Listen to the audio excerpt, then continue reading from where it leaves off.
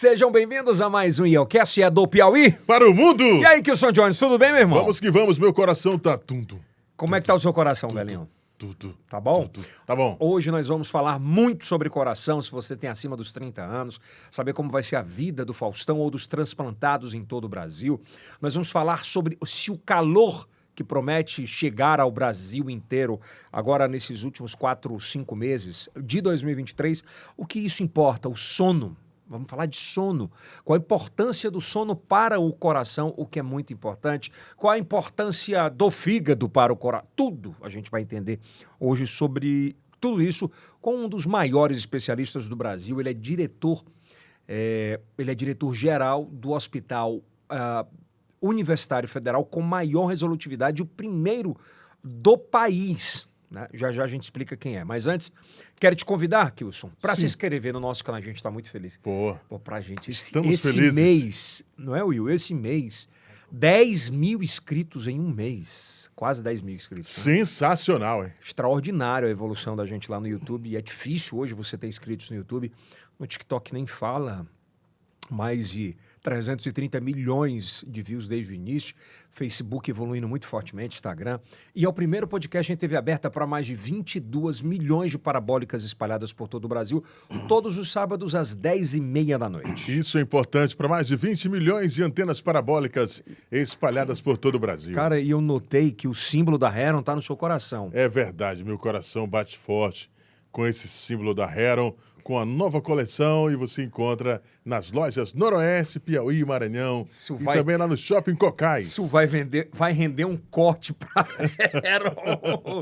Bate no lado esquerdo do peito, no lado do coração mais amado.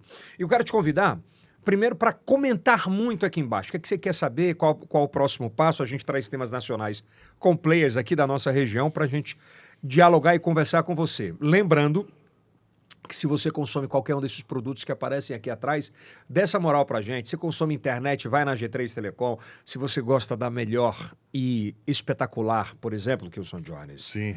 Caldo de cana, um pastel. Maravilha. É o Empório do Zeca. Empório do Zeca. É maravilhoso. Você vai lá, você vai ser super bem tratado.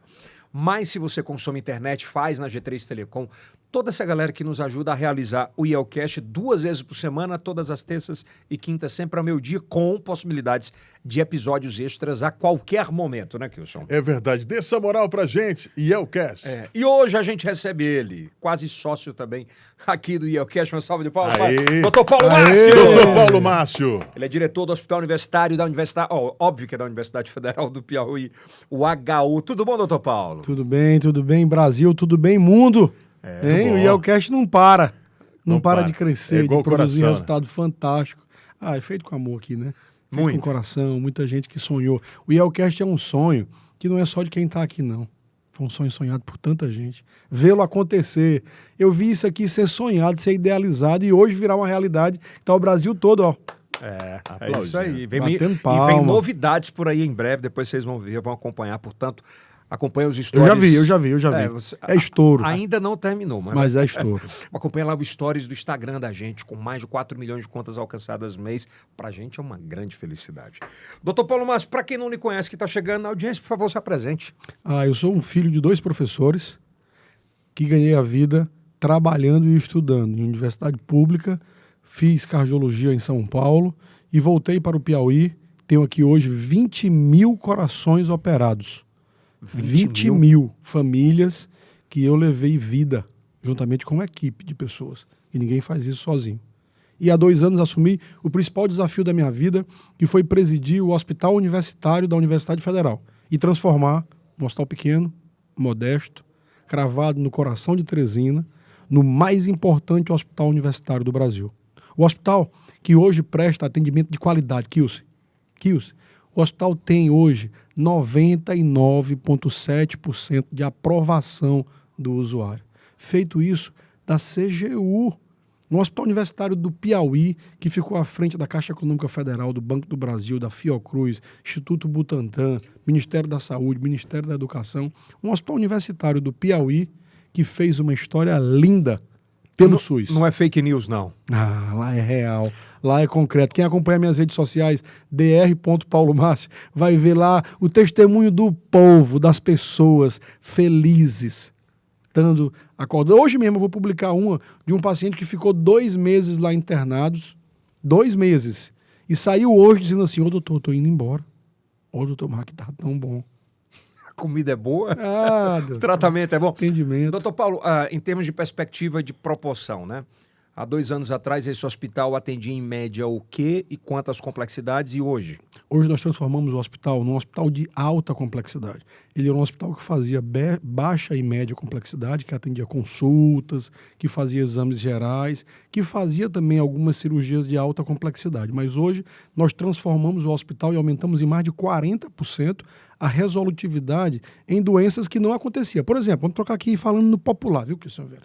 Lá hoje o hospital opera coração, bota ponte safena, bota marca-passo, faz cirurgia da parte elétrica do coração, troca válvula, opera coluna, opera câncer, opera as grandes cirurgias dentro da barriga, que antes eram feitas hérnia, vesícula, hoje é feito faz pâncreas, bariátrica, fígado, o primeiro plástica. e mais amplo hospital público a fazer cirurgia.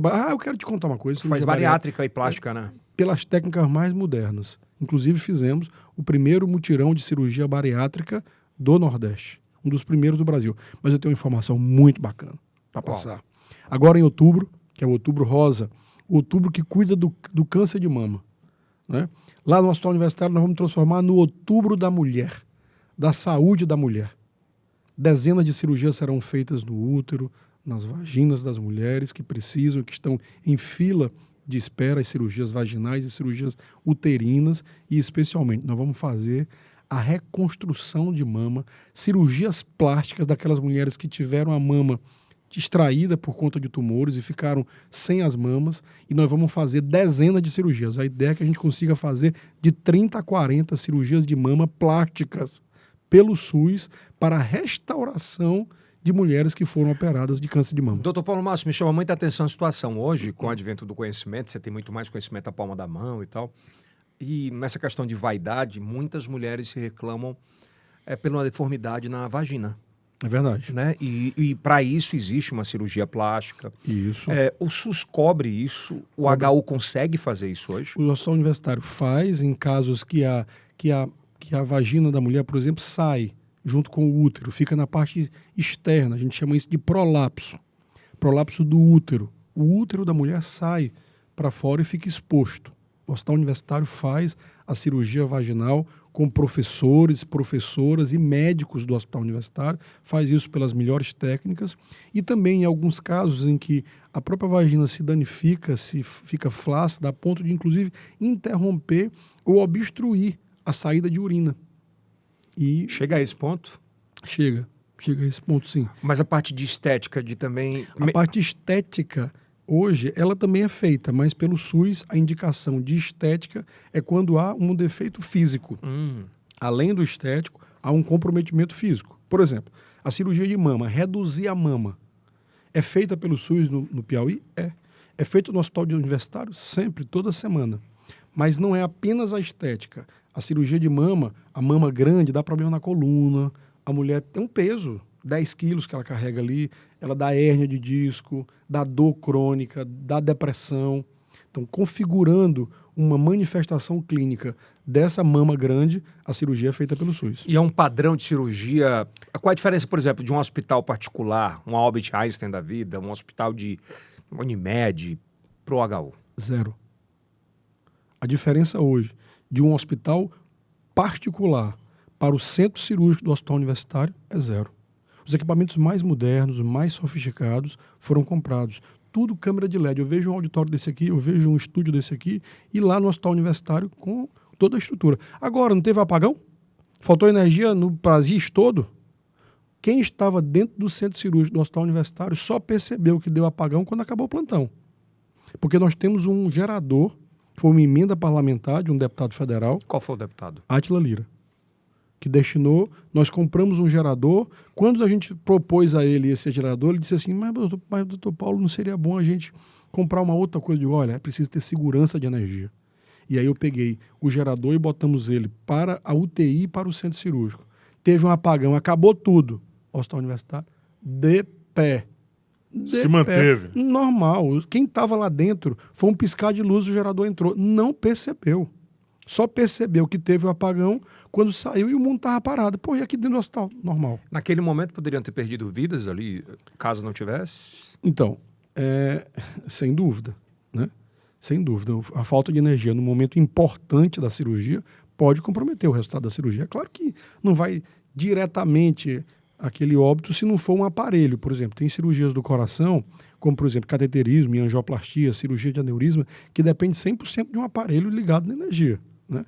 Graças a Deus, a chance disso acontecer é pequena, os geradores entram, mas no caso do Hospital Universitário, segurou todo o centro cirúrgico, todas as salas cirúrgicas, segurou todos os leitos de UTI, e isso foi planejamento estratégico. Planejamento estratégico é a gente se prevenir de um problema, é achar que ele pode chegar e no dia que ele chegar, está pronto. Por exemplo, peguei uma licitação lá agora para fazer o primeiro hospital do Piauí a ter um plano concreto de combate a incêndio.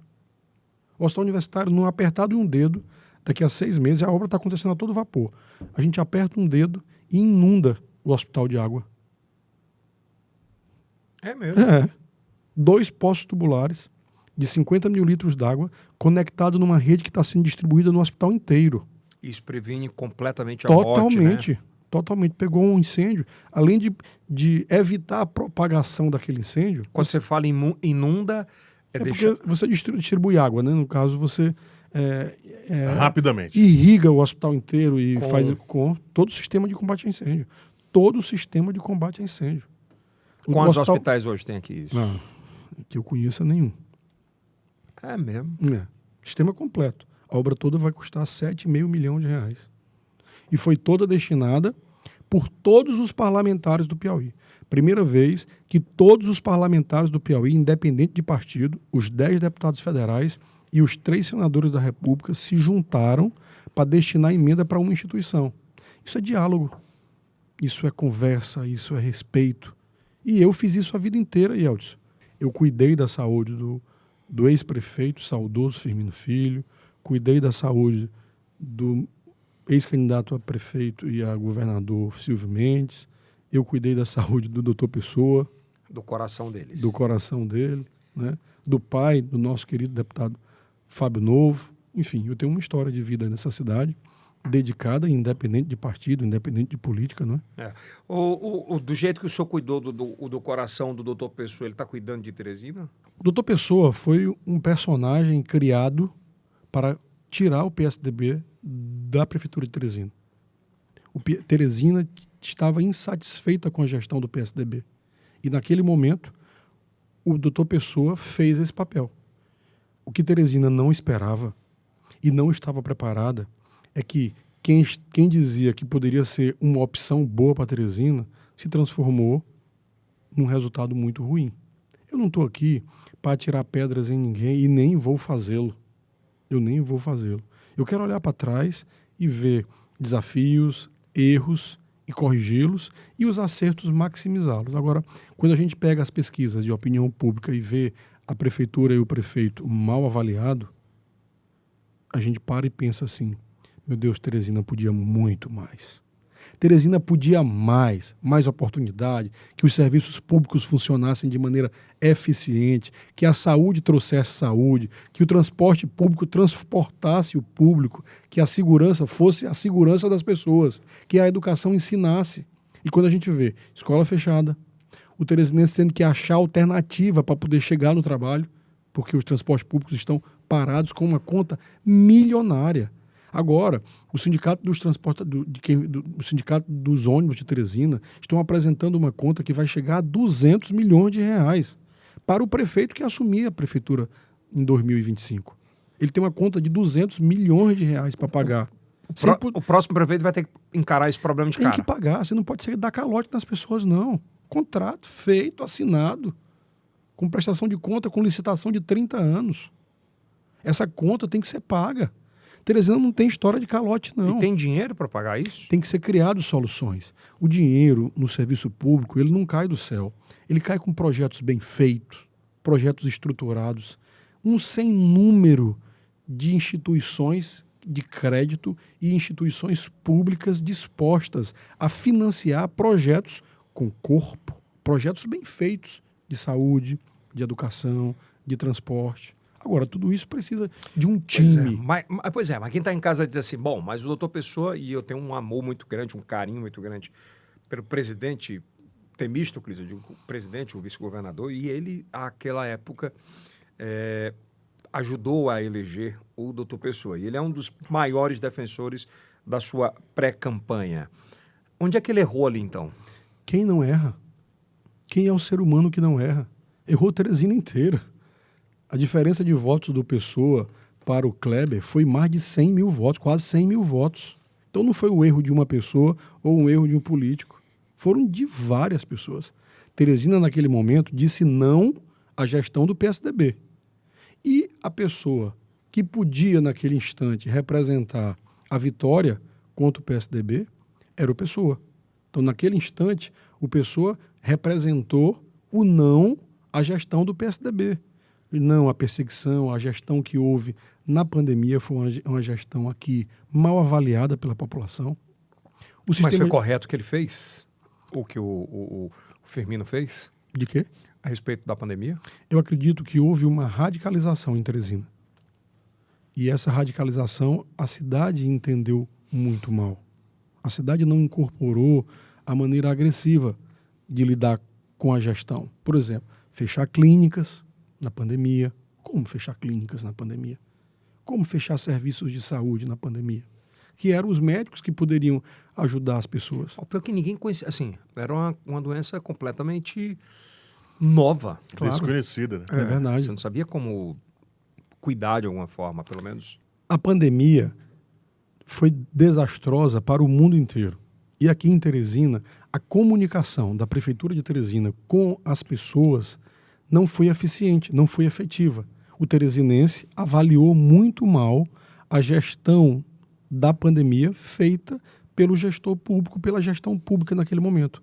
Era uma situação difícil, dificílima, era uma situação única no mundo, era uma situação única do mundo. Agora, a radicalização, onde os sistemas de radicalização foram mais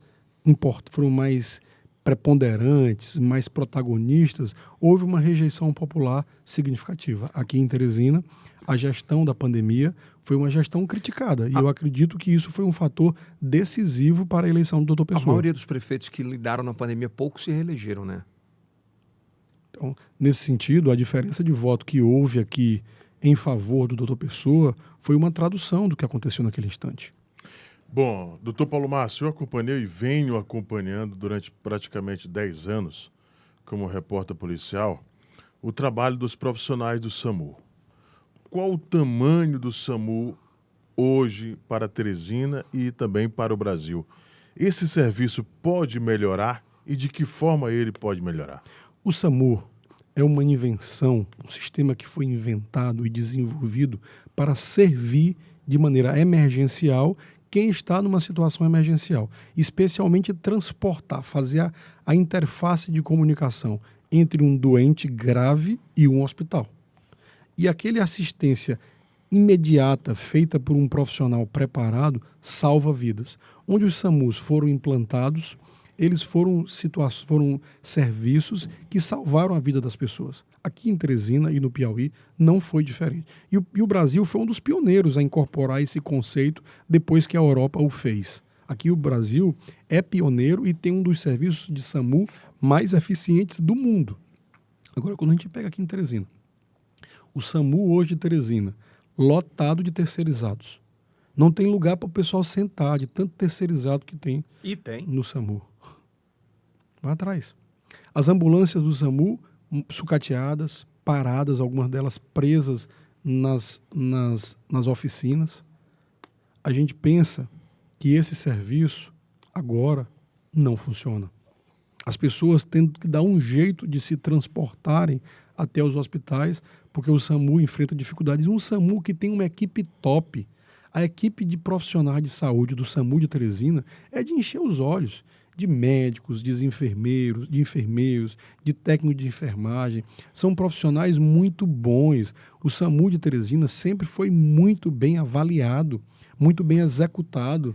A gente fica com tristeza quando falta estrutura física, porque o que tem lá, que dá show, é a estrutura de gente, de pessoas. Mas elas sozinhas, sem apoio, sem um investimento financeiro que os qualifique, que a qualificação dessa equipe ela é contínua. Educação médica continuada faz a diferença. Aqui os estudos mostram que um serviço que é atualizado em assistência à parada cardíaca salva 50% mais de vidas. E o SAMU está tendo dificuldade não apenas de qualificar os seus profissionais, de manter o pagamento em dias e, sobretudo, de estrutura, de equipamentos e de insumos. Vamos sair um pouco do local, vamos partir um pouco mais para o Brasil. Né? O Brasil, ele viveu nos últimos 60 dias, né, uma onda e uma evolução, inclusive, isso é muito bom, sobre doações de órgãos. Né? É verdade. Deu um boom absurdo de doações de órgãos, né? Inclusive com o filho do Faustão pedindo e clamando, né, para aquele tipo de doação que seja presumida, né? Se você não tiver você já é um doador. Mas o Faustão conseguiu, de fato, em tempo recorde, e muita gente não entende o porquê do tempo recorde, e são duas perguntas de uma. Como é que Faustão conseguiu tão rapidamente o coração? E a segunda, como é que é o after? Como é que é o depois disso? Quais os processos? A inscrição da fila única de transplante no Brasil, o sistema de transplante do Brasil é um dos mais sérios do mundo, um dos melhores organizados. O indivíduo se cadastra e para receber aquele órgão doado, ele precisa estar dentro dessa fila, obrigatoriamente. A evolução dentro da fila é determinada por dois fatores. O primeiro é a gravidade da doença. Se o indivíduo está esperando o transplante e a doença dele passa a ficar grave demais e ele passa a correr risco de vida, ele já entra numa via alternativa para ele poder chegar a receber o transplante. E o outro é a compatibilidade de quem vai doar com quem vai receber. O órgão que vai ser doado tem que ir para um corpo que seja compatível. O sangue tem que ser semelhante. Aí o que acontece? Chega um doador, aí o tipo de sangue dele aqui é A. Ele tem que pegar um receptor, quem está esperando, que tem o mesmo tipo de sangue. Aí o primeiro da fila não é o mesmo sangue daquele que vai doar. Aí o segundo também não é, o terceiro não é. Vai pegar lá o 20º. O sujeito que está na posição 20 vem para cá. Mas o problema no Brasil de transplante não é a passagem de alguém na frente. Esquece isso. O problema grave no Brasil é que o brasileiro não doa os órgãos. Essa é que é a questão. Aqui, de coração, nós estamos precisando de 250 doadores apenas. Não é o problema. 65 mil pessoas no Brasil esperam um transplante de coração. 65 mil pessoas no Brasil esperam um transplante. Desses, 63 mil é córnea e rim. De coração, por exemplo, só é 250. Sério? É. Esse número todo... 65 mil pessoas no Brasil esperam um transplante. 63 mil esperam por um transplante de rim e de córnea. Os outros 2 mil são distribuídos para todos os órgãos, que inclui fígado, que inclui pulmão, coração e pâncreas. Nesse sentido, eu quero dizer a cada um de vocês que o problema do Brasil no transplante é, sem dúvida, a doação. No Brasil, a estatística é de 40% das pessoas estão recusando doar. Agora, na pandemia, aumentou para 50%. No Piauí, as estatísticas dizem que é de 70% a 80% de quem está em condição de doar, não acontece a doação. O primeiro fator é que a legislação brasileira diz o seguinte, olha, Kelson, diz o seguinte, no Brasil, não basta você querer doar, tem que a família autorizar. E quando o sujeito vai doar, ele está em coma. Então, é a família que decide. Você que está nos assistindo e que pensa em doar seus órgãos e salvar a vida, uma doação, um indivíduo que doa seus órgãos pode salvar de 6 a 7 vidas. Para você que pensa em doar, não pense em apenas ficar calado. você obrigatoriamente precisa comunicar à sua família. Olha, gente, eu não quero que isso aconteça, lógico. Mas, se acontecer, eu queria dizer aqui que eu estou pronto para doar os órgãos. Então, essa questão da lei presumida de doação de órgãos, que foi proposta pela família do Faustão. Tem que passar pela família no Brasil. Mas seria uma lei importantíssima? Mudaria a vida das pessoas, porque o que está faltando aqui é órgão. O SUS paga muito bem os hospitais. Tem vários hospitais privados que trabalham com transplante de órgão pelo SUS, porque o SUS remunera bem. É um procedimento bem pago. Os hospitais privados querem transplantar. Não é só para o SUS, não. Em muitos procedimentos do SUS, o custo não vale a pena para o transplante de forma alguma. O Hospital Albert Einstein faz transplante pelo SUS. Quem paga a conta é o SUS. O Sírio-Libanês, hospitais grandes do Nordeste fazem transplante porque é bem pago. A gente está falando, então, vamos lá. Se essa lei passasse, ou passar, com a iniciativa da família do Faustão, que foi um beneficiário, ele foi beneficiado com essa questão. Se ela passa, a gente consegue reduzir em termos de índices, se for presumido. Para cada morte no Brasil, se tiver apto, a doação acontece. A gente reduz o que a fila? Zera. Se chegar a órgão, o transplante de rim é uma realidade, o transplante de córnea, transplante de pulmão, transplante de coração. O Faustão vai ter uma vida normal. O Faustão terá uma vida normal após o transplante, não acontecendo a rejeição. A rejeição é quando o órgão que é doado, ele é rejeitado na pessoa, no organismo da pessoa que recebe. O organismo da pessoa desenvolve anticorpos contra aquele órgão que chega. O organismo da pessoa que recebe entende que aquele órgão é um corpo estranho e passa a atacar. Qual o timing disso? Isso tem uma fase aguda, subaguda e pode acontecer até a rejeição tardia. 30 dias, 1 ano e depois de 1 ano. O problema da rejeição é que no coração pode matar a pessoa. Mas a média no Brasil de vida de quem transplanta o coração é hoje de 13 anos. No passado era de 5. Mas com o advento, com o lançamento de novas medicações que evitam a rejeição, o coração passou a durar muito. Aqui no Piauí, eu postei na minha rede social essa semana, comemorou 22 anos do primeiro transplante de coração. E o segundo paciente está vivo. O primeiro viveu 13 anos, morreu de uma infecção na perna, não morreu do coração. E o segundo paciente que transplantou é de Piripiri, ali do Caldeirão, da região ali da barragem do Caldeirão. E ele está vivo 22 anos depois, dizendo: "Olha, doutor, eu estou beleza." Paciente do doutor Eucário e do doutor Dibitagem. Então, o Faustão deve ter uma vida próspera aí pelos próximos o quê? Não tendo rejeição, ele vive no mínimo 13 anos, né, que é a média do Brasil. Só que a média é composta de pessoas que vivem 25, vivem 30, de outros que vivem 1 mês. A gente acredita que ele, estando dentro da estatística, ele vai viver no mínimo 13 anos por conta do transplante. Bom, eu gostaria de que o senhor trabalhando, namorando, vivendo a vida normal, exercitando vida normal. Falando um pouco a respeito, a gente tem visto aí grandes eventos em estádios, várias pessoas passando mal, seja com o calor e várias adversidades. Mas qual a importância do desfibrilador cardíaco em estádios, em restaurantes? Nós poderíamos evitar tragédias como a gente tem visto? O desfibrilador salva a vida. Você anda na Europa, todos os lugares dos países do primeiro mundo, que tem mais de 2.000 pessoas, que por ali passa mais de 2.000 pessoas, tem um aparelho de desfibrilador, que é um aparelho que dá um choque no coração da pessoa e faz ele voltar. Quando o indivíduo tem um ataque cardíaco, ele pega um outro socorrista, qualquer indivíduo que vê com inteligência artificial, inclusive, né? Pega aquele desfibrilador, exato, bota no chão, ele tem duas que são grudadas no peito, uma no peito e outra aqui nas costas, o próprio aparelho mostra, aí você aperta um botão nele. Aí o aparelho fala, ele diz assim: vamos checar o ritmo do coração. Ritmo chocável. Afaste-se. Aí ele dá um choque. O próprio aparelho? O próprio aparelho. Caramba!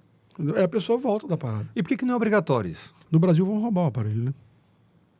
Aonde foi colocado tem essa restrição, porque o aparelho tem que estar disponível no local... Para qualquer um? Para qualquer um. E ele tem que estar aberto no local em que você tem acesso todo. Mais rapidamente. Os grandes restaurantes? Poderia ser aeroporto, rodoviária. Corpo de bombeiros usa? Corpo de bombeiro usa. Na assistência parada. Tem equipes de saúde dentro do corpo de bombeiro que faz assistência. Agora, o grande gol desses aparelhos é dentro das equipes do SAMU. As equipes do SAMU têm esses aparelhos. Aí tem os aparelhos mais sofisticados, que não é só o automático. É o externo mesmo, que é controlado pela mão, que a eficiência é muito maior quando gerido por alguém treinado. Mas nos grandes jogos de futebol tem. Tem. É obrigatório ter. É obrigatório ter. E por que uma empresa com 600 funcionários hoje não tem? É um erro, né? Esse é uma questão que muitos parlamentares estão querendo elaborar leis aqui no Brasil, que em lugares públicos, fiscalizados, que tenham mais circulação de pessoas, seja obrigatório o uso do desfibrilador. O que é muito importante, né, Kilson? Salva vida. Salva vida. Existe muito. A fibrilação ventricular, que é um ritmo, é uma arritmia do coração, que ela só é cessada com choque.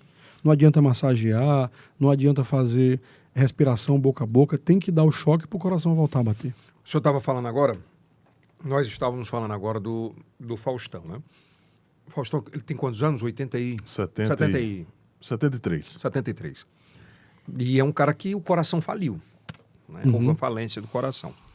E a gente vê uma meninada absurda hoje, entre 20 e 40 anos, desse mal do século que a gente vive hoje, de depressão, de... É verdade. Qual é, Letícia? Aquela... Ansiedade. Síndrome de burnout. Que tem atingido milhares de pessoas, que é o esgotamento, né? Isso. O esgotamento profissional. Que antes o cara falava assim, é frescura. Não quer trabalhar, ou alguma coisa desse sentido. E, na verdade, era uma doença, uma síndrome, né? Qual a importância do sono para o coração nisso? E uma segunda pergunta. O que eu tenho visto em rede social sobre um medicamento chamado Zolpidem, que tem acabado com a vida de muita gente e levado muita gente, às vezes, ao suicídio. Né? É muito forte falar isso, mas é importante a gente entender e conhecer se serve ou se não serve. A síndrome da estafa mental, da estafa profissional, é uma síndrome hoje que acontece em mais de 20 milhões de brasileiros. 20 milhões de brasileiros estão estafados mentalmente. E isso acontece como um desfecho final de um processo de estresse. Às vezes vem por uma pressão do trabalho muito maior do que a capacidade daquela pessoa de administrar. E aí ela vai diminuindo a sua produtividade, vai diminuindo a sua capacidade de concentração, e aquele estresse emocional se transforma num estresse físico, numa doença física. E essa doença física é manifestada de várias maneiras. Primeiro, acontece o aumento da pressão arterial. Muitos hipertensos são hipertensos por estafa, por estresse. Tem idade para isso? Tem. Tem idade para isso? A idade, principalmente, do que acontece essa doença é de 30 anos a 50. Diabetes. Tem um estudo moderno agora, recente, publicado em 300 pessoas submetidas a uma coisa simples. Elas tinham um sono menor do que 5 horas. Elas eram despertadas com menos de 5 horas de sono, até 5 horas. Mostrou que aumentou em 300 vezes o risco de desenvolver diabetes. A obesidade. O indivíduo que dorme pouco, ele come mais. E o indivíduo que dorme pouco, ele desenvolve ansiedade, e aquela ansiedade se transforma em obesidade. Mas eu lhe pergunto, nós não estamos vivendo mais? Estão vivendo mais graças ao avanço da medicina. Graças ao avanço da medicina em diagnosticar, em ter exames que diagnosticam doenças graves antes delas se tornarem graves, e também a novidade de novos medicamentos, novas cirurgias, que têm revolucionado algumas doenças, como, por exemplo, doenças do coração. Agora, o hábito de vida moderno, que é competitivo, que é estressante, tem contribuído negativamente para o processo de adoecer. Portanto, doenças como o infarto, que acontecia em 60 anos de idade, 70 anos de idade, acontece mais cedo. Hoje, nessa que nós estamos hoje, na terça-feira, dia 17 de setembro, não é isso? Isso. Hoje de manhã, 11 horas da manhã, eu operei um jovem vindo de Picos com 21 anos de idade, com 2 veias do coração entupidas. O porquê disso? Estresse, má alimentação, hipertensão, dislipidemia, sedentarismo e história familiar. É isso mesmo. Existem fatores que a gente muda e fatores que a gente não muda. A gente não muda pai e mãe. A gente não muda a herança, a hereditariedade, o DNA. E esse processo contribui bastante para o indivíduo adoecer e ter doença precoce. E as mulheres têm uma característica especial. Mais mulheres estão infartando e mais mulheres estão morrendo do infarto. Porque a mulher, toda mulher, tem uma sacolinha de remédio dentro de casa. Que ela cuida do marido, ela cuida do filho, ela toma remédio para ela mesma, ela toma remédio para a vizinha, para a comadre. E aquele automedicação faz com que ela procure o médico retardadamente. Assim sendo, ela tem uma dor no peito, que pode ser uma doença do coração, e ela acha que é gases, ela acha que é a coluna, ela acha que é a mama dela que está pesando. Aí ela toma uma dipirona, ela toma um cataflã, um Voltaren, uma nimesulida. Automedicação. Automedicação. Quando aquela dor não passa, aí é que ela procura o médico. E aí já perdeu tempo demais. Sem falar ainda que as mulheres desenvolvem infarto com os sintomas diferentes. Só 2% dos brasileiros sabem quais são os sintomas de infarto. Quais são? Dor no peito apertando, arrochando. Ele faz esse movimento aqui, ó, que eu vou mostrar para vocês. Ele pega a mão e aperta assim, ó. Doutor, meu peito tá doendo. Isso aqui é como se alguém estivesse esmagando por dentro. Ele faz esse movimento com a mão. Esse sintoma e esse sinal é um sinal de Levine que só dá com quem tem doença do coração. Correr para o hospital. Acompanhado de náuseas, vômitos, sudorese fria, às vezes a dor irradia para o braço, deixa o braço dormente. Ok, esse é o sintoma típico. As mulheres infartam assim, mas muitas delas infartam com sintomas atípicos, como dor nas costas, dor na boca do estômago, é mesmo? Falta de ar, um cansaço, uma suadeira fria. São sintomas que, em alguns casos de mulheres, podem se traduzir em infarto. E como não é típico, não chama atenção. Não chama a atenção dela. Me chama a atenção uma coisa, e é bom a gente pontuar sobre isso, para a nossa audiência no Brasil inteiro. Eu li algumas coisas sobre o aumento do índice de consumo de álcool nas mulheres em especial. Homens, depois da pandemia, houve um aumento absurdo, gigantesco. Como são dois organismos diferentes, a minha pergunta é: qual é o tamanho prejudicial do consumo de álcool excessivo para o homem e para a mulher? Porque você vai num bar, você vai num restaurante, você tem muito mais mesas hoje de mulheres, às vezes, bebendo do que de homens. As mulheres ganharam o mercado de trabalho, as mulheres ganharam o mundo. Hoje, na área de saúde, 70% dos empregos são para mulheres. 70% dos empregos nas áreas de saúde no Brasil são ocupados por mulheres. E as mulheres incorporaram o trabalho profissional e em casa mantiveram as mesmas responsabilidades de dona de casa. E essa jornada dupla de trabalho, às vezes tripla, tem determinado o processo de adoecer. Nesse sentido, eu quero aqui me dirigir a cada mulher que me atende, cada mulher que me ouve aqui e assiste a gente, de uma mensagem de esperança, de uma mensagem positiva, de que há razões mil para você ter uma vida plena e uma vida boa. Agora, cuide-se.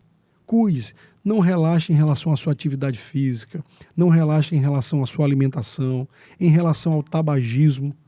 Parar de fumar, as mulheres hoje estão fumando, e fumando aquele pendrivezinho, vapor, que aquilo ali cientificamente está comprovado, aumenta o risco de câncer de garganta, de câncer de boca, de câncer de língua, de câncer de faringe, de câncer de pulmão, aumenta a contração das veias do coração e determina um infarto e derrame, tanto quanto o cigarro convencional e até mais em alguns casos. O tabagismo faz muito mal para a saúde e é um hábito que deve ser parado. Agora, muitas mulheres dizem: não, doutor, mas eu fumo para controlar a minha ansiedade, porque eu fico ansiosa demais, dado a competitividade do mundo, dada a dinâmica de trabalho de cada uma delas. E eu quero aqui me dirigir a cada uma de vocês. Cuidem-se de sua saúde. Vocês são as bases de sustentação de toda a família brasileira.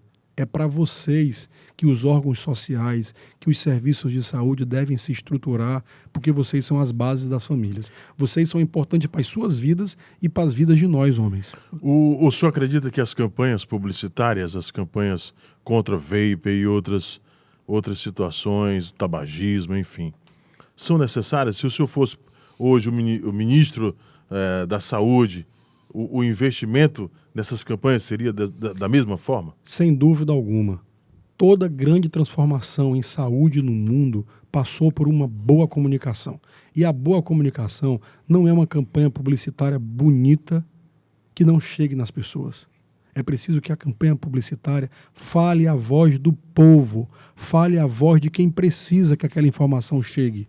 Ela não precisa ser plenamente bonita, plasticamente bonita. Ela tem que ser eficiente. A gente tem que chegar, e aquela campanha tem que chegar ao maior número de pessoas, porque as grandes transformações na saúde passam primeiro por uma informação de qualidade. Ainda voltando ao álcool, a mulher que olha para amiga ou para mãe ou para o pai e fala assim, eu tomo ali de quinta a domingo e está tranquilo, saio com as amigas, eu preciso me socializar. E são dois tipos de biotipos, né? Você tem um biotipo feminino, que é muito mais vulnerável, a ciência diz isso, correto? Correto. Essa biodiversidade masculina que, por muito tempo, por ter consumido muito mais do que a mulher, ele tem uma maior resistência em alguns aspectos, né? O que é que representa para o coração o álcool? O álcool, ele cientificamente aumenta a pressão. Diretamente ele aumenta a pressão, especialmente se é um consumo mais do que moderado. Esse consumo, em aumentar a pressão, você tem todos os efeitos adversos, efeitos ruins do aumento de pressão, que vão desde sintomas a doenças, lesões de órgão-alvo, que é insuficiência renal, derrame cerebral e infarto. Agora, o álcool, ele também não vem acompanhado sozinho. Ele também vem acompanhado de comida. E as comidas que vêm com o álcool são sempre salgadas e que aumenta mais ainda a pressão. E o álcool também tem um efeito direto no coração, em inflamar o coração. Tem muitos pacientes que têm o coração inchado porque bebem álcool, porque o álcool dilata o coração. Em alguns casos, ele aumenta o tamanho do coração. Aí diz assim, o fulano é o pé inchado. Pé inchado porque dilata o coração, e ao dilatar o coração fica insuficiente e não consegue pegar o sangue lá do pé. As pernas incham, né? E aí as pernas incham. Mas acredita a turma que toma diariamente, não, eu vou tomar um caldo para ressaca. Para dar aquela limpada por dentro, né? Limpa ou não limpa? Limpa a cabeça deles, né? Piora, né? O coração, Ave Maria. Vamos dar alguns sintomas importantes para a galera entender. O cara tomou um excesso. Aí ele amanhece com o dedo, o anel não sai. Né? As pernas inchadas, não cabe no sapato. O cara puxa a meia, fica marca. Ali é o primeiro sintoma? Ali são sintomas. Os sintomas primeiro são gastrointestinais. Você tem náusea, você tem vômito, você tem gastrite. Diarreia. Você tem refluxo. Em muitos casos, diarreia, especialmente na bebida fermentada. Tem muitos tipos de cerveja que dão diarreia pelo aumento da osmose dentro do intestino, que é esse acúmulo de líquido dentro do intestino provocado pela cerveja, ou mesmo por derivados mesmo da cevada que são irritativos para a flora intestinal. Sintomas dentro do fígado, que é a hepatite e a pancreatite, que é a inflamação do pâncreas. E aí nós temos todos os efeitos dentro do coração. E os efeitos do coração são esses que eu falei, prioritariamente entupir o coração por conta da pressão alta e de estimular a aterosclerose, que é a doença do entupimento, e especialmente ataque direto com a inflamação do coração e a dilatação do coração. Cara, que eu acho invocado é que os caras não acreditam, né? Eles olham e dizem, não, mas vamos lá. Ô, doutor Paulo Márcio, vamos lá, eu gosto de tomar uma, doutor Paulo, o cara fala, né? Qual é a melhor bebida para eu tomar? A melhor bebida para você tomar é não tomar. Mas tem assim, alguma que seja menos nociva? O vinho, sem dúvida alguma, o vinho tinto. Então, recentemente, teve agora o FDA, que é um dos órgãos de segurança de saúde mais respeitados do mundo, que pegou um tipo de vinho americano, da Califórnia, de uma uva chamada Zinfandel, e colocou, inclusive, o rótulo. Essa bebida faz bem à saúde. Peraí. Ela faz bem à saúde porque ela reduz o colesterol ruim e ela aumenta o colesterol bom. Ok, isso é fato. Agora, o consumo daquela bebida fora do moderado, que seria mais do que uma taça por dia, em vez de fazer bem, faz mal. Aquele mesmo vinho que moderadamente pode fazer bem, reduzir essas doenças, ele pode fazer mal. Mas, doutor, eu posso juntar tudinho as minhas taças e tomar minha garrafa todinha na sexta-feira? Não! Aquele excesso na sexta-feira vai fazer mal. Então, o excesso sempre faz mal. O excesso sempre faz mal. A Coca-Cola. A Coca-Cola, primeiro, a gente não tem nem a fórmula da Coca-Cola descrita e estabelecida que ingredientes tem ali ao certo, né? A fórmula dela nunca foi reproduzida por nenhum concorrente. Chega perto, mas nunca chegou igual, porque não se sabe todos os produtos que tem ali dentro. Mas sabe-se que os refrigerantes são uma bomba de carboidrato. Ali dentro tem muito carboidrato. E o que é o carboidrato? É a glicose. Ele sobe a glicose. E é a glicose de absorção rápida. Então, essa glicose, ela engorda, ela dá barriga, ela dá diabetes, ela aumenta o triglicerídeos. Portanto, engorda. Tem muitos pacientes que são viciados em Coca-Cola. Quando eles param de tomar Coca-Cola, eles perdem muito peso. E dentro da Coca-Cola tem outros estimulantes do coração, como cafeína, que a gente sabe que tem efeitos dentro do coração já reconhecidos, em aumentar a taquicardia. Ele dá uma estimulação parecida com o adrenérgico, com uma adrenalina. E aquela arritmia pode dar arritmia no coração, como também pode elevar a pressão. O cara vai falar assim, não, doutor, fica tranquilo, eu tomo Coca Zero. A Coca Zero também tem açúcar, ela também sobe a glicose. Pode estar danado, viu? Tem. Tem? Tem. Mas não é zero? Da glicose. Mas tem outras componentes de carboidrato que tem na Coca Zero. E que dentro do organismo vira glicose. O ideal... Fui enganado a vida inteira. E sal. Sal. Dentro da Coca-Cola tem sal. Como assim? Para conservar. Todos os enlatados são. O sal é o principal conservante. Tanto que o hipertenso não deve comer e nem beber enlatados. Porque são fontes de sal. Por isso essa briga pelos enlatados, o feijão enlatado, a sardinha enlatada, o salmão enlatado, o atum. São todos conservados à base de sal. Se o cara quiser, então, desinchar e cortar o sal da vida dele. Não tem a menor dúvida, e desincha. E emagrece. E existem pacientes que têm uma resistência ao sal muito maior. Então tem indivíduos que comem sal e a pressão sobe pouco. E tem aqueles outros que comem sal e a pressão sobe muito.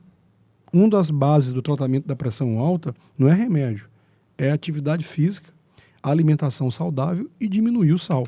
A gente passou nessa entrevista, tem alguns temas que eu anotei aqui para eu não esquecer, mas a gente passou, eu perguntei e acabou que a gente seguiu, que é sobre os Zolpidem, né? É uma droga, muita gente me fala que é uma droga muito poderosa, se bem usada. Se bem usada, ela é muito poderosa, ela é muito positiva, mas se mal usada, ela é uma flecha no coração de muita gente. Então vou desmistificar isso aqui. O Zolpidem é um remédio indutor do sono. Ele induz rapidamente o sono. O indivíduo que vai tomá-lo, idealmente ele tem que estar deitado na cama. Porque em 10 minutos ele induz o sono. Ela é sublingual, né? Tem absorção sublingual e tem o comprimido mesmo via oral. Agora, ele é alucinógeno. Se o indivíduo tiver estímulos, especialmente de luz, pode alucinar, pode ver bicho, ver gente. Ele Sério? tem efeitos de alucinação. Portanto, o ideal do Zolpidem é tomá-lo deitado já no ponto de dormir. Agora, ele é um indutor rápido do sono. Ele não mantém o sono tardio. Ou seja, ele induz a pessoa a dormir, mas se o defeito daquela pessoa não é começar a dormir, é manter o sono, não espere que o Zolpidem vai fazer efeito nesse indivíduo. Existem outras medicações que mantêm o sono tardio. Agora, quem tem insônia e precisa de um remédio como esse, é o indivíduo que anda muito pertinho de ter depressão. A insônia e a depressão andam juntas, abraçadas, uma do lado da outra. Uma das primeiras manifestações de quem tem depressão é não dormir bem. Como causa e efeito, quem tem depressão dorme mal e quem dorme mal desenvolve depressão. E aí você toma um remédio para induzir o sono. E aquele remédio não induz o sono. Quando a pessoa tem depressão e está dormindo mal, acha que o problema é dormir mal. Aí toma o Zolpidem e não trata a depressão. E aí os casos de suicídio, os casos de autoextermínio, de mutilações que vêm em usuários de do Zolpidem, eles são muito próximos e são determinados basicamente pela depressão e não pelo uso da medicação. Pois é, eu te perguntei muito sobre isso, doutor, porque virou uma modinha. E me perdoem a minha ignorância de falar sobre isso, quando eu falo que virou modinha, porque assim, tem gente que tem acesso de influenciar milhões ou milhares de pessoas pela tela de um telefone e fala assim, não, eu tomei Zopidem, já eu vou dormir. Isso. E dá um gatilho no cara de diz, eu também não consigo dormir, eu vou tomar Zopidem. Só que o cara não bebeu 1 litro de uísque, o cara não tomou 10 Heinekens ou 10 cervejas. Qual é o tamanho do prejuízo do Zopidem, desse tipo de medicamento, associado ao álcool diariamente? Eu conheço gente que tomava 13 comprimidos por dia. Nós estamos no Setembro Amarelo. O Setembro Amarelo é uma campanha mundial que agora completa mais de 10 anos, mundial, que tem um conceito: estimular as pessoas a se atentarem para a saúde mental. A saúde mental, o equilíbrio mental, ele é fundamental para a vida. Teresina é uma das capitais que o índice de suicídio é o maior do Brasil. Teresina tem incidência de suicídio que chama a atenção para uma casuística mundial. Ele está muito acima da média. Existem 4 sinais que são típicos de alto risco para o suicídio. São os 4D: desamparo, depressão, desânimo e desesperança. Esses 4 sinais estão acompanhados de muitos pacientes que começam por um sono ruim. E o uso do Zolpidem como um produtor do sono pode mascarar um quadro de depressão que não foi enfrentado de maneira correta, porque o Zolpidem não trata a depressão. E a depressão do mundo moderno acontece num ambiente mesmo de desesperança. É a falta, a pessoa achar que está sozinha, que não tem solução para aquele problema dela. E tem. E há. Hoje, a depressão bem tratada previne em quase 100% o suicídio. Um indivíduo com depressão, com um tratamento com um bom psiquiatra, com uma boa terapia e com boas medicações, pode prevenir quase em 100% o risco do autoextermínio. Nesse sentido, eu faço aqui um apelo a quem está me ouvindo, a quem está me assistindo aqui no IELcast. Procure ajuda. Você que tem um desses sinais de risco para o suicídio... Vamos repetir os 4. São os 4D: desamparo, desesperança, depressão e desânimo. Vamos citar cada um deles. Desânimo, aquele indivíduo que está se sentindo sem motivação, sem estímulo para trabalhar, sem vontade, sem pegada, está percebendo que a sua energia interior está se esgotando.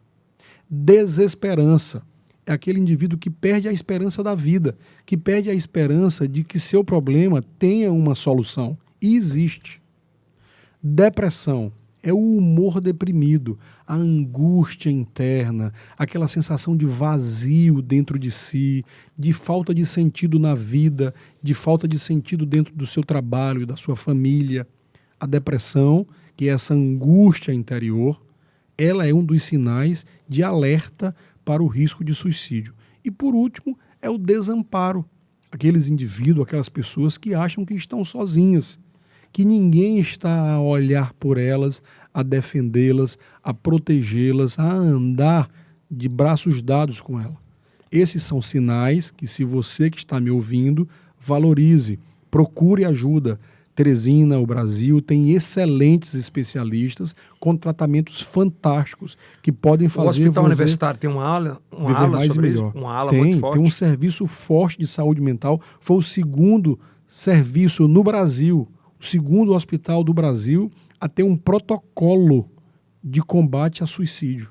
Primeiro, o 2º hospital do Brasil a ter um protocolo de atendimento e de prevenção e combate ao suicídio, que inclui treinamento de profissionais, treinamento de enfermeiro, treinamento de médicos, outros que inclui treinamento de usuários. Lá no Hospital Universitário nós temos uma equipe que vai nas enfermarias em busca de pacientes que têm esses sinais. E aquele indivíduo é pescado e é tratado individualmente, bem como a gente faz as campanhas anuais de conscientização e de incorporação agora nesse mês, de setembro, várias rodas de conversa que inclui colaboradores, funcionários do hospital, que inclui usuários do ambulatório e pacientes internados. Hoje nós temos o diagnóstico completo e temos um hospital com uma rede mantida de assistência e prevenção de suicídio. Nessa pergunta, Elcio, quero a sua colaboração para a gente formular juntos. Doutor Paulo Márcio, é o seguinte, a gente tem visto em determinados horários em Teresina que as academias estão superlotadas. Qual a importância do pré-treino, aquela preparação daquela bebida, do pré-treino? Quais são as vantagens e desvantagens de uma bebida como aquela, de uma pessoa que está no trabalho de um ritmo muito acelerado, sem dormir muito? Eu vou fazer o que tu me falou, vou fazer um adendo a isso ao Dr. Paulo Márcio, né, como cardiologista. A gente vai uma meninada hoje, e eu vou falar no popular, né? O pré-treino, ele tem regulamentação, inclusive, da Anvisa, né? Ele é vendido, até porque eu conheço desse aspecto, porque sou empreendedor na área de empresas, de uma loja que tem isso. Só que tem um problema, que é muito maior do que isso. Que, vou abrir aspas aqui, que são os venenos que não são liberados. Perfeito. Tem gente tomando estimulante para cavalo, pô. Anfetamina. É um negócio assim surreal. Eu queria que o senhor falasse, muito boa a intervenção do Kilson nesse aspecto. Qual é o tamanho do prejudicial? Porque a gente vive uma onda de crossfit. Eu digo que é uma onda já antiga, mas tem aumentado cada vez mais. Crossfit, né, Kilson? Crossfit. Isso. E academia e alta performance de ter um corpo... Perfeito. Qual é o papel do coração nisso, se não cuidado? Existem vários motivos que levam o indivíduo a fazer atividade física, especialmente procurar uma academia. Os que procuram por doença, para prevenção de doença, são os que buscam e conseguem resultados mais fantásticos.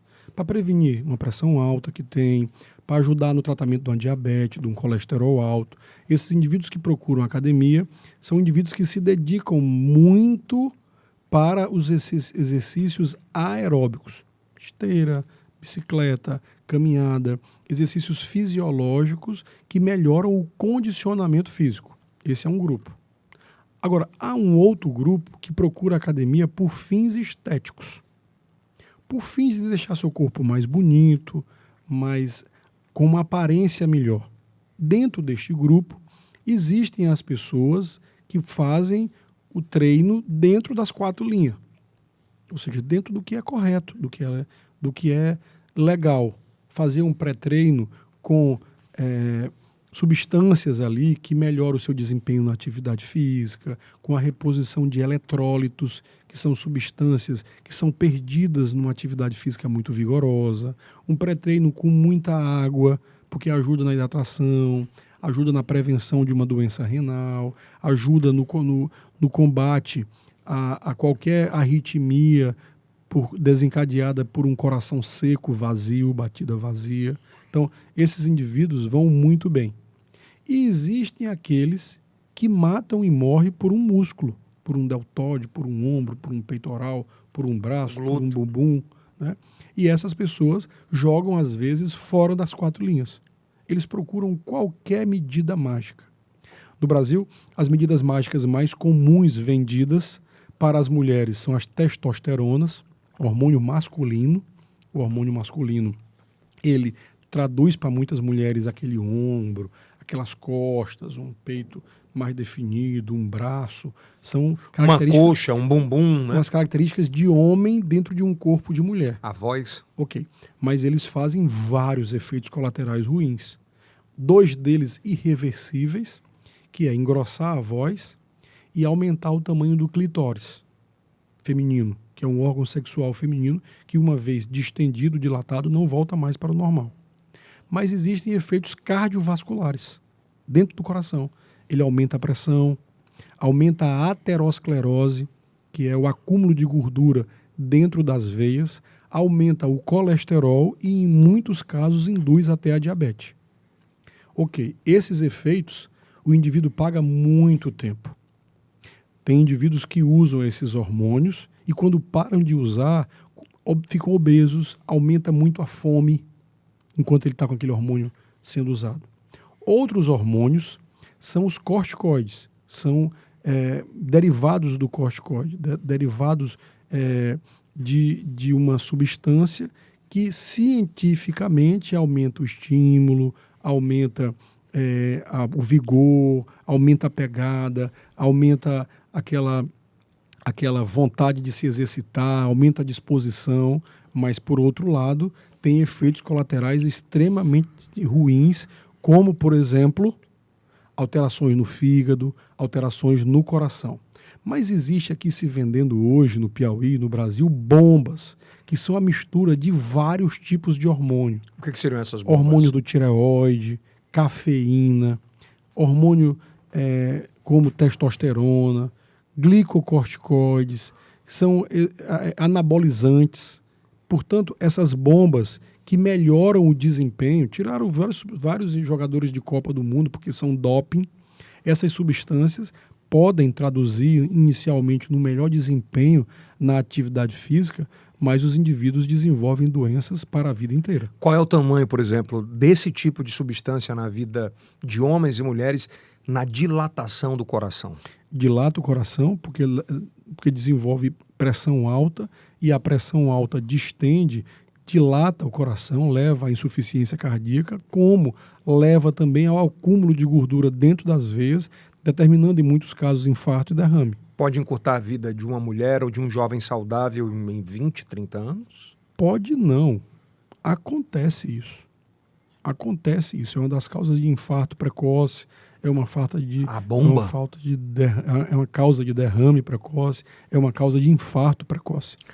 Cara, é muito louco e assim, falar sobre coração é um negócio tão amplo, tão gigantesco. E eu separei 2 temas aqui que são duramente consumidos hoje pela nossa juventude. Tá? Eu acho que a ciência, ela ajudou muita gente. Ajudou gente que não conseguia ter ereção e conseguiu pôr um vasodilatador, ponto. E o que é a tecnologia, né? Ajuda, porque isso mexe muito com o psicológico. Revoluciona. Né? Mexe muito com o psicológico. Gente de 40 não sei, mas 50, 60, que não conseguia mais e que conseguiu através da ciência, ponto. Mas, doutor Paulo Massa, a gente vê meninada de 20 anos... É quem mais usa hoje. 20 anos? Quem mais usa hoje são jovens. O cara toma 2 Viagras, 6 para Red melhorar Bulls. a performance sexual. Isso é normal? E qual é o tamanho do prejuízo disso? Os estimulantes sexuais mudaram positivamente a vida sexual do homem com disfunção sexual. Aquele indivíduo que tem dificuldade de ereção. Os medicamentos hoje, os tratamentos, tanto os medicamentos pela boca, como injeções feitas no pênis, transformaram a vida sexual, devolveram uma vida sexual plena para milhares de homens no mundo inteiro. Agora, o que aconteceu no mundo foi um mecanismo, foi um fenômeno da utilização desses tratamentos para indivíduos que são sexualmente ativos, mas que estão usando elas para melhorar a sua performance, para entregar um resultado de um desempenho sexual melhor, fortuito, às vezes aqui e acolá, mas que se tornou um hábito para muitos homens. De 0 a 10, isso melhora o quê no menino de 25 anos? Ele melhora a qualidade da ereção, porque eles são vasodilatadores extremamente potentes. E é um vasodilatador da região pélvica, da região onde está inserido o pênis. E cientificamente, a qualidade da ereção de qualquer indivíduo, seja ele jovem ou idoso, quando usa essa medicação, o pênis fica mais grosso, fica mais ereto, fica mais rígido, mais firme. E o indivíduo sente isso, tanto sente ele, quanto sente a parceira. A questão é que muitos indivíduos utilizaram essa medicação sem fazer uma avaliação cardíaca e passaram a ter uma performance, uma relação sexual mais duradoura, uma relação sexual mais evidente, mais forte, mais contundente, sem ter feito um preparo cardíaco para aquilo. E ele vem acompanhado, muitos, utilizando isso com Red Bull, com energéticos, com droga. Cocaína. O kit hoje das raves inclui o uso de estimulantes sexuais junto com droga. A bala. Maconha, bala. Acho que a bala e a cocaína são mais fortes. Especialmente a cocaína. Especialmente a cocaína. E os novos sintéticos, como o êxtase. Essas substâncias associadas a um estimulante sexual e associadas a uma tendência já determinada por serem, às vezes, pacientes com pressão alta, já com aterosclerose, com uma vasoconstricção determinada por um energético, leva invariavelmente ao infarto. Só um infarto ou um AVC? Tudo que se relaciona ao aumento da pressão. E essas substâncias estimulantes sexuais, existem remédios para o coração que não podem ser usados de forma alguma com elas. Como, por exemplo, os nitratos, o isordil. Aquele indivíduo que, doutor, eu tenho um remedinho aqui que dilata a minha veia do coração. Você não pode usar esse remédio usando o Viagra, usando os estimulantes sexuais. Pera, o senhor está dizendo, então, que existem alguns medicamentos que são cotidianos na vida de uma pessoa que tem cardíaca e que se ela tomar, por exemplo, um Viagra, o Talalafila. Você conhece, né? Eu conheço bem. Eu conheço bem porque sai muito nas propagandas. Talalafila. Se eu tomar esses dois ou outros medicamentos, de repente pode dar um problema? Está cientificamente comprovado que esses estimulantes sexuais usados com alguns remédios do coração, como os nitrato, representante principal, o isordil e o sustrate, há uma queda de pressão imensa, que em alguns casos pode ser até fatal, porque é uma queda de pressão que às vezes é refratária, não responde aos remédios habituais que sobem a pressão. E até aquele indivíduo chegar a um hospital, ele pode ter uma parada cardíaca. E mais ainda, quando os médicos, e eu digo isso, eu sou professor de medicina, e eu digo isso na aula de infarto, quando você estiver num pronto-socorro e chegar um homem, seja ele hoje em dia em qualquer idade, com um infarto, antes, sentindo aquela dor do infarto, que quando a gente dá o isordil, a dor passa, porque ele dilata a veia do coração, antes de você dar o remédio, você tem que perguntar para o paciente: você usou algum estimulante sexual nas últimas 24 horas? E não basta só perguntar assim. Você tem que dizer, olha... Como é? Tem que dizer, o senhor usou algum remédio para estimulante sexual? E o paciente diz assim, não. Aí eu digo, ótimo, porque eu vou lhe dar agora um remédio que você pode até morrer se você tiver usado. Ele diz, não, doutor, não me dê esse remédio, não. Eu não usei, não, mas não me dê esse remédio, não, dê outro. Aí a gente já sabe que... Doutor Paulo, mas quando o cara fala assim... Tem alguns casos no Brasil, isso é bem emblemático sobre isso, né? Digo, o cara morreu porque tomou Viagra. O cara morreu porque tomou Tadalafila. Tadalafila. O cara morre disso? Ele morreu do infarto. E o infarto foi provocado pelos fatores de riscos outros antes daquele Viagra. Não foi pelo calor, né? Não, porque ele era sedentário, porque ele era estressado, porque ele não fazia os exames, porque era diabético, tinha um colesterol alto, tinha uma história familiar positiva. Aí utilizou aquele Viagra e resolveu ter um desempenho físico incompatível com a sua realidade. Ele não fazia exercício nenhum, ele não fazia esforço nenhum. Aí utilizou o Viagra, teve a ereção, mas a ereção é acompanhada de movimento, de atividade física. E ele não aguentou. E aquilo ali foi só a gota d'água que rompeu a barragem toda. Na verdade, o Viagra ali não foi o causador do infarto por si. Ele foi o fator que desencadeou o evento por conta da atividade física excessiva no indivíduo que não estava preparado para aquilo. A pergunta de $100. Pergunta, que eu tenho uma outra aí também, que é boa. Qual o kit do Dr. Paulo Márcio indicaria para um cidadão comum de primeiros socorros em casa? Para ter no carro? Para ter no carro, para ter em casa. Eu acredito que o melhor médico do paciente é o próprio paciente. Se você está sentindo que seu corpo não está bem, procure assistência médica, procure uma orientação imediata. Agora, se tem dor no peito, e é uma dor no peito com características cardíacas, uma dor apertando, que caminha para o braço esquerdo, que sua frio, que vem acompanhado daquela sensação de vômito, às vezes com vômito, da tontura. Muito parecido com a ressaca, aquela dor que aperta o peito, que aperta mesmo, que a pessoa diz, meu Deus do céu, eu vou morrer disso aqui. 2 comprimidos de AS infantil. ASzinha, aquele de posto mesmo, aquela cartelinha amarelinha ou a vermelhinha, bote na boca, mastigue e vá embora para o hospital. Esse tratamento realmente muda a vida. Está cientificamente comprovado. Se a aspirina fosse inventada hoje, seria um dos remédios mais caros da medicina, porque sozinha a aspirina salva até 25% das pessoas que têm infarto. Isso é louco demais. Só que é um remédio inventado há mais de 100 anos e que a medicina não consegue aumentar mais o custo.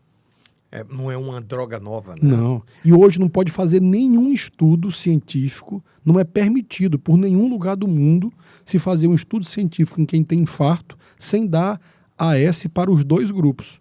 Quando você vai testar um remédio, Kilce, a gente pega um grupo de pacientes, dá o remédio e para o outro grupo você dá o placebo, que é a farinha. Não funciona. Para infarto, não tem mais dúvida. Os dois grupos têm que estar tomando AS. Aí o segundo remédio é que você pode dar remédio para um e placebo para o outro. Mas AS tem que estar tomando os dois, porque a aspirina salva a vida de quem tem infarto. Olha aí. Muito louco. A gente está fechando as perguntas, mas eu tenho que fazer pelo menos mais duas aqui. Doutor Paulo Márcio, vamos lá. O cara jogava um futebolzinho com 25 anos, aí não jogou mais, casou, a barriguinha cresceu. Ele não tem nenhum aspecto sobre cardíaco ainda. Aí com 40 anos vai bater uma bola. Se excede sobre isso e tem um infarto e morre. Qual é o tamanho do problema daquele que está pelo menos 5, 6 anos sem sequer fazer um exercício físico e para uma pelada assim e morrer lá? Que tem, e existe sobre isso, né? Semana passada, no Piauí, o prefeito de uma cidade do interior chamada de Seu Arco Verde, jovem, jogando bola, teve uma dor no peito e dali ele teve uma morte súbita. Isto é extremamente comum. O que aconteceu no Piauí acontece em todas as cidades do Brasil e do mundo. Porque o infarto agudo do miocárdio é a doença que mais mata no mundo. Acredita-se que nesse ano de 2023, 13 milhões de pessoas no mundo vão morrer por conta do infarto. O infarto é a doença mais perigosa da humanidade. E nos Estados Unidos, esse ano, 80 mil pessoas já tiveram a dor no peito como primeiro, único e último sintoma da vida. Eu estou falando de indivíduos normais, saudáveis, que a dor no peito veio pela primeira vez e aquela dor no peito foi a única coisa que ele sentiu e daquela dor no peito eles perderam a vida. Nesse sentido, eu digo que para cada pessoa que está me assistindo, o infarto agudo é uma doença trágica, o infarto do coração. Mas tem jeito, tem solução, tem esperança. O indivíduo que consegue chegar num hospital hoje, com toda a estrutura de se tratar, só 4% morrem de infarto. Mas como, doutor? O cara no campo de futebol foi lá e... Aqueles indivíduos que têm infartos fulminantes e que têm morte, aqueles indivíduos que morrem subitamente, não tem muito o que oferecer para eles, a não ser um transporte rápido para um hospital que tenha condição de tratar. Para esses indivíduos, não tem tratamento. Tinha a prevenção. Você que tem mais, é homem e tem mais de 40 anos, merece uma avaliação do coração todos os anos. Acima de 40. Isso. E as mulheres que já entraram na menopausa em qualquer fase da vida ou que tenham mais de 45 anos merecem uma avaliação com o cardiologista uma vez por ano. Quem faz isso vive mais e vive melhor. Agora, do ponto de vista de prevenção, não há nada que mude a medicina mais do que uma mudança do estilo de vida. A mudança do estilo de vida é, utilizar tudo que a medicina tem a favor de sua própria saúde. Mas a mudança do estilo de vida inclui uma alimentação balanceada,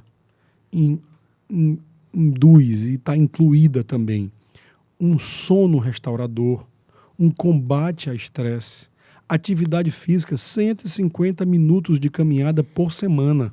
Quantos? 150 no mínimo. Faz uma diferença tremenda em baixar a pressão, diminuir a barriga, diminuir o colesterol. Além disso, fodido que o senhor Joyce. Controle das doenças, dos fatores de risco, diabetes, colesterol, pressão alta. 150 horas dá o quê? 150 minutos. Minutos dá o quê? Dá... São 3 caminhadas de 50 minutos. 51 horas. Ah, não dá, pô. 3 caminhadas. 3 caminhadas na semana de 1 hora na semana. Mas o cara fala, eu vejo muita gente falar assim, caminhada não emagrece, caminhada não faz bem, é só H.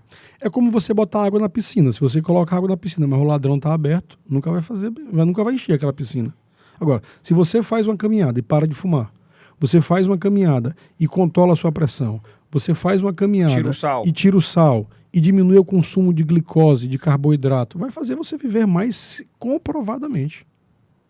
Basicamente. Basicamente. Além de que a atividade física libera endorfina. A endorfina, que assim, é o hormônio do prazer, da tesão, que relaxa, né? Que baixa a pressão, Me que deu uma baixa o loucura estresse. aqui, eu vou perguntar a loucura que eu tive aqui. Nos últimos 3 anos, houve um aumento absurdo no Brasil em especificamente uma nova profissão, né? Que são os motoristas de aplicativo. Perfeito. Né? Existe alguma literatura já recente, contemporânea, que fala sobre o aumento do número de infarto, porque eles estendem muito o trabalho, né? Eles não param, né? Não têm atividade física. Existem profissões que estão cientificamente associadas ao aumento do estresse e ao aumento de doenças relacionadas ao estresse. Jornalismo é um. Os motoristas são cientificamente umas, especialmente os motoristas que trabalham com trânsito. O trânsito, ele é estressante. Não é todo indivíduo que consegue garantir o trabalho no trânsito. Agora, também está comprovado que aqueles indivíduos que trabalham de noite, que têm privações do sono, também apresentam doenças. Há aqueles jornalistas que são obrigados a acordar todo dia de madrugada, como padeiro. Ele precisa saber... Não, pior do que o padeiro. Eles precisam ter a consciência de que os hábitos de vida deles precisam mudar por conta da profissão. Por quê? Porque aquela profissão, o despertar de madrugada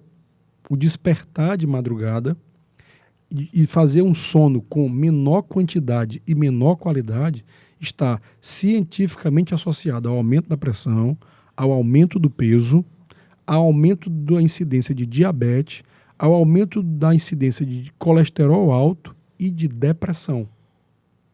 E aí muitos trabalhadores da noite e da madrugada se veem se viciando em remédios indutores do sono. Por quê? Eles precisam dormir para estarem dispostos a trabalhar na madrugada seguinte e eles são obrigados, eles se veem obrigados a dar um remédio para bloquear o organismo. E aquilo funciona por algum tempo. Mas depois aquilo apresenta uma fatura. A conta chega. A conta chega. É muito triste quanto a isso. E assim, por isso que eu acho que nós vivemos numa era, doutor Paulo, que o conhecimento ele está disponível para muita gente. Antes a gente não tinha tanto conhecimento, você procurava o que era uma exaustão sobre trabalho, sobre várias situações. E hoje a gente tem a procura da ajuda de um médico, né, Kilson? Procurar ajuda ali e aqui. Eu acho que isso que é muito importante. E essa foi a nossa intenção aqui desse podcast hoje com o Dr. Paulo Márcio. Eu peço licença para convidar mais vezes aqui, porque foi quase 2 horas. Foi muito esclarecedor para a gente falar sobre assuntos de Teresina, mas falar muito sobre assunto em nível de Brasil. Eu acho que tem muita coisa para se falar ainda, tem muita coisa para falar, absolutamente muita, sobre o que a gente pode produzir, como a gente pode melhorar, e foi o primeiro passo. E quero lhe agradecer pela participação. Gostou? Quanta honra. Top. O IELCast, ele revolucionou a comunicação do Piauí. Quando o IELCast foi montado, muita gente dizia não vai dar certo. Aquilo é a invenção da cabeça do Yeltsin, ele foi para os Estados Unidos aí, e lá ele vê essas coisas doidas lá e quer trazer para cá, e não dá certo aqui não. Aí o Brasil todo copiou o IELCast. O IELCast foi pioneiro nesse modelo de fazer comunicação, dessa entrega de conteúdo digital e, ao mesmo tempo, um conteúdo que não é de televisão, sendo televisão, não é digital e é digital, não é amador, é extremamente profissional e não é feito de improviso, mas é feito à vontade. Os podcasts, quando chegaram, eles chegaram e o IELCast no Piauí fez a história. A gente percebeu vários podcasts copiando o modelo que está aqui. Eu estou dizendo isso abertamente porque aconteceu. E não foi dito por mim, não. É dito pelo Brasil todo. Quando a gente vê o IELCast fazer sucesso no Rio Grande do Sul, no Paraná, em São Paulo, fazer sucesso fora do Brasil... Espanha, Portugal. Doutor, a gente para e diz assim, o Piauí, Teresina, tem muita coisa boa. Sabe por que eu tenho mais felicidade nessa trajetória que o senhor falou agora? É que eu vi muita gente criar podcast. Eu lhe falo o porquê disso. Porque a proporção do que a gente proporciona a gente a criar conteúdo, e eu acredito que o IELCast tem muito essa função aqui no nosso estado e na nossa comunidade, né? Por mim, eu queria que tivesse 150 podcasts. Porque cria uma força para o movimento que muito é muito grande. Né? Então cria um hábito de as pessoas assim, eu gostei desse, eu não gostei desse episódio. Eu acho que esse é o grande lance, sabe? Eu vou ficar muito feliz no dia que a gente tiver assim, olha, tem 10 podcasts aqui no Piauí que são top 5 Brasil. Porra! Que bacana, hein? E tá massa. E lindo, né? E tá tudo lindo, certo. né? Eu acho que o crescimento desse tipo de comunicação, e a Rede Meu Norte foi muito feliz por ter acreditado. No projeto. O grupo inteiro foi muito feliz por ter acreditado. Tanto é que hoje a gente tem já o do Amadeu, que é o Pós-Jogo. Do Alisson Paixão. O Alisson também tem aqui no estado. Tem muitos crescendo aqui. Quem mais? A Malau, que não seja do grupo. Tem muita gente. Terehel, que é muito bacana. Parabéns aí. Alô, Terehel, né? Pedro II também. Galera de Pedro Tem galera de II, Parnaíba que está criando também. Então, assim, a felicidade da gente aqui, doutor Paulo, em relação a isso, é criar um movimento. Sabe? Se você não criar um movimento, as coisas não acontecem. É verdade. Eu quero dizer que quem é pioneiro, quem pensa à frente, quem está à frente, sempre vai fazer história. Eu quando acordo de manhã e não ligo o Yeltsin para ver o que está acontecendo no Piauí, em Teresina, e vejo aquela confusão, né? É bacana. Cara, e não é fácil fazer televisão há 22 anos naquele horário, né, Kilson? Para quem não sabe, para você que está assistindo... Que hora você acorda, hein, Yeltsin? Às 3h15, todo dia. É mesmo. Toca o despertador ou você já acorda já só? Às vezes sim, às vezes não. É mesmo. É como tá 22 anos, assim... Você toma café na empresa ou toma café em casa? Eu tomo no Mercado da Pissarra. Tem uma mulher que me atende há 16 anos. Lá no Mercado da Pissarra? Todo dia eu pego meu café lá. Mas pega e toma no meio norte? Não, eu vou tomar com os meninos. Aí eu pago o café todo dia. Os meninos dizem que vão pagar o bolo, mas não pagam. Geralmente não. Aí eu que tenho que pagar o bolo toda vez. É mesmo? Mas assim, ele cansa esse horário. É um horário muito, muito, muito. Aí você chega lá que horas? Chego 4h10. E começa a 6. Não, 4h10 não. 5h10. 5h10. Chega às 5h10. Pra gravar às 6. Vai maquiar, vai Aí preparar as pautas. Gravar não, entrar ao vivo. Né? Entrar ao vivo. Entrar ao vivo, né? Ao vivo. 6 às 8. 8h25. Só que com um problema, né? Antes eu não tinha a rotina que eu tinha aqui. Eu tinha outros negócios. Aí eu vou dormir agora. A gente tá terminando de gravar hoje 6 da tarde. Eu vou dormir 9. Pra acordar 3h15 da manhã. Então, uma rotina meio dura. Mas que tá valendo a pena. Eu quero fazer aqui uma proposta aqui pra vocês. Bora. Próxima vez que eu for no Bom Dia da Meio Norte, o café é meu, viu? Aí. O café da manhã vai ser meu. O Kilson, você não paga um bolo, Kilson. Eu vou levar o café. Mas vai levar o bolo, né? Vou levar o bolo e o café. Você vai levar o bolo. Pode marcar essa semana já. Tá certo. Doutor Paulo, se é de casa, eu tenho uma gratidão muito grande com o senhor. Você me ajudou muito, Deus, a salvar meu velho. Naquele processo, teve o Mesquita. Então, acho que tudo é construção, né? E espero de verdade, nessa nova etapa da sua vida, de encontrar caminhos para ajudar a nossa comunidade, que você possa contribuir absolutamente para o melhor de cada pai, de cada mãe, de cada filho, de cada sobrinho, na ponta da nossa capital e da melhor forma que o senhor puder contribuir. Eu recebo isso como um gesto muito nobre de gratidão. É essa gratidão que eu estou recebendo nas ruas, é esse estímulo que eu estou tendo das pessoas, de ser um filho de 2 professores, de ter vencido na vida com o estudo, trabalhando, me dedicando. Eu não cheguei onde eu cheguei por ter sido colocado, mas por ter conquistado o meu espaço. E esse espaço, com a proteção de Deus Pai Todo-Poderoso, Criador do céu e da terra, eu peço todos os meus dias a proteção para marchar e levar para as pessoas aquilo que eu nasci para fazer. Eu nasci para servir, eu nasci para cuidar de gente e para ser do bem. E eu me encontrei sendo assim, e é assim que eu vou me manter todos os dias de minha vida. 2 perguntas finais para fechar. Que são as 2 perguntas que são mais ardilosas, né? Se a eleição fosse hoje, Rafael ou Silvio Mendes? O povo do Piauí escolheu Rafael Fonteles e mais de 80% da população está aplaudindo a sua gestão. Portanto, eu acredito que o povo de Teresina e o povo do Piauí acertou na escolha. Surpreendeu muita gente? Ele surpreendeu a metade da população que acreditava que ele não seria capaz de fazer a bela gestão que ele está fazendo. Qual é o tamanho da mensuração que você tem daqui 3 anos quando ele sair? É difícil alguém concorrer contra ele? Eu acredito que ele está sendo mais gestor do que político. Eu acredito que ele está se preocupando mais com o Piauí que pode dar certo do que o Piauí que politicamente dá certo. E eu sou muito favorável a todos os administradores que chegam a cargos políticos, porque a essência de um administrador, a essência de um gestor é entregar um resultado de qualidade, é entregar um resultado que melhore a vida das pessoas. E melhorar a vida das pessoas é melhorar os processos, é melhorar a gestão. E a gestão pública pode sim ser muito eficiente. A gestão pública pode sim dar certo. A gestão pública funciona. Um exemplo disso é o que aconteceu no Hospital Universitário, onde um hospital público do Piauí, 100% SUS, escreveu uma das histórias mais bonitas da medicina do Piauí, do Nordeste e do Brasil. Depois de muitos anos, o Brasil volta à pauta muito forte de ser, historicamente assim, abrir a principal solenidade da ONU. E o Lula fez esse discurso hoje, né? E coisa que o ex-presidente Bolsonaro não fez. Aliás, ele nem interagiu sobre isso. Se fosse hoje, votaria no Lula ou votaria no Bolsonaro? Há quem diga que você era bolsonarista.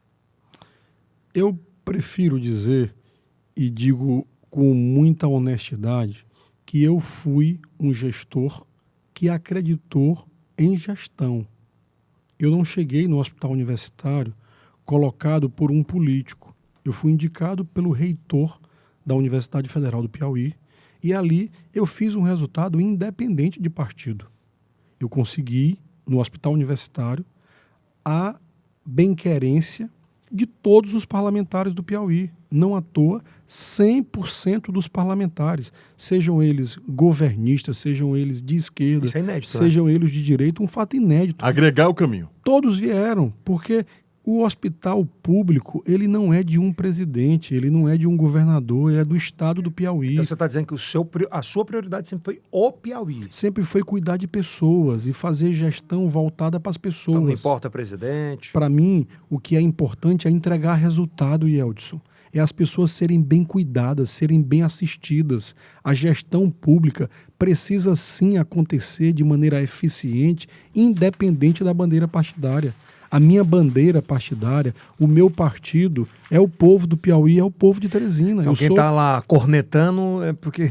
Eu sou um servidor público, eu sou pago pelo Estado, pela federação, e eu não tenho que discutir não, eu tenho que entregar resultado. Sem mimimi, sem conversa, eu estou ocupando um cargo público e preciso dar o máximo de mim. Entregar com excelência, né? Para salvar mais pessoas, para cuidar mais de pessoas. E a bandeira de um gestor é resultado. É isso aí. Obrigado, Muito meu irmão. bom. Seja bem-vindo. Doutor Paulo Márcio, hein? Primeiro de muitos papos aqui, o Kilson, você tem um desafio essa semana. Tranquilo. Posso dizer qual é o desafio? Qual é? Você vai ter que trazer um desfibrilador para cá. Nós vamos trazer. Aqui só tem gordinho que não faz atividade física. E que sobe escada, né? Que sobe escada o tempo inteiro. Então a sua função essa semana é isso. E namora esses gordinhos? Namora, namora? Diz que namora. Demais. Diz que namora. Demais. Agora, eu esqueci. Eu falei do Red Bull com a cachaça? Falou. Falei, né? Falei. Ia perguntar sobre isso. Mas foi tão bom papo, tão maravilhoso. Voou, hein? Foi espetacular. Bom, obrigado, doutor Paulo, mais uma vez. Muita honra. Aí, doutor. Se inscreva no nosso canal, ativa o sininho, comenta, por gentileza, o que é que você quer saber no próximo papo. Te dá uma sugestão, convida, aliás, compartilha esse link com seus melhores amigos. E também com os melhores inimigos. Que hater dá muito engajamento. Mas principalmente com a família. Manda pro teu pai, manda pra tua mãe. Assim, é de um autoconhecimento importantíssimo. Vale muito a pena, tá bom? Até a próxima. Aqui no card vai estar o próximo episódio. Isso aí é o Cast do Piauí. Para o mundo. Até a próxima.